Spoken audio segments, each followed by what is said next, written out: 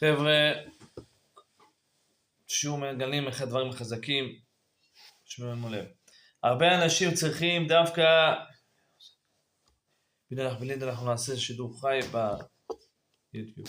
הרבה אנשים צריכים דווקא לנסוע למרחקים וללמוד, זו השליחות שלהם.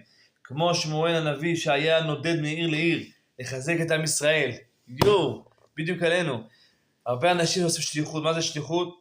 שליחות קטלנית. אנשים רואים, סרטים של פעם. יש שליחות של חב"ד, שזה אומר חוכמה מלמדת.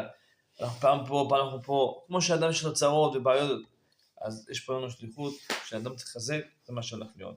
בגלל שלחכם אין אמונה בהשגחה פרטית, חסרה לו מידת האמונה, הנקראת שמח בחלקו, ולכן כאשר הוא רואה שהדבר רואה עושה, אינו מביא אותו מיד לפסגה, והוא מאבד עניין בכל שכן הוא לא מוכן לעבוד קשה בשבילו, וזו טעות נפוצה שבני האדם אינם מוכנים להתחיל מלמטה, ומחפשים דווקא הצלחות מדויות. חיצוניות מושכת לא יכולה להוות תחליף לתכלית האמיתית, וכל מי שהוא בוחר בדברים בגלל החיצוניות שלהם, גם אם ייגע למה שירצה, לא יהיה לו שום סיפוק, והוא יחפש מהר מאוד תאווה אחרת. אדם יציב שמגיע להחלטה אמיתית ומשבת שדבר מסוים הוא האמת וזו שאיפת החייו, ובוודאי הוא מוכן להתאמץ ולסבול כל קושי ממש למסור נפשו בשביל להשיג את דבר שהוא מבין שזו תכליתו. הנה, כמו שאני מוכן לסבול. מצלם את הרב שניר. מקדים את הרב שניר. למה כל זה? כל זה?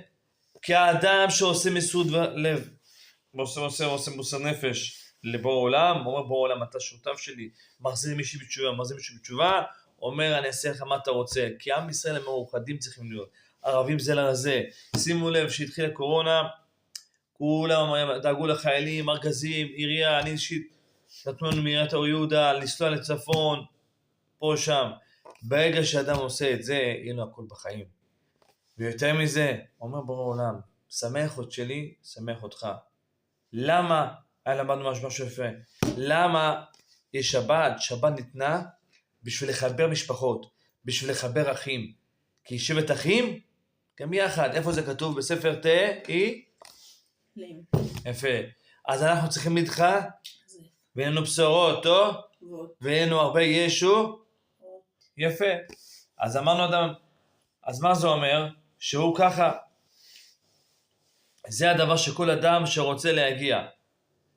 ויותר מזה, שתפו את השידור הזה,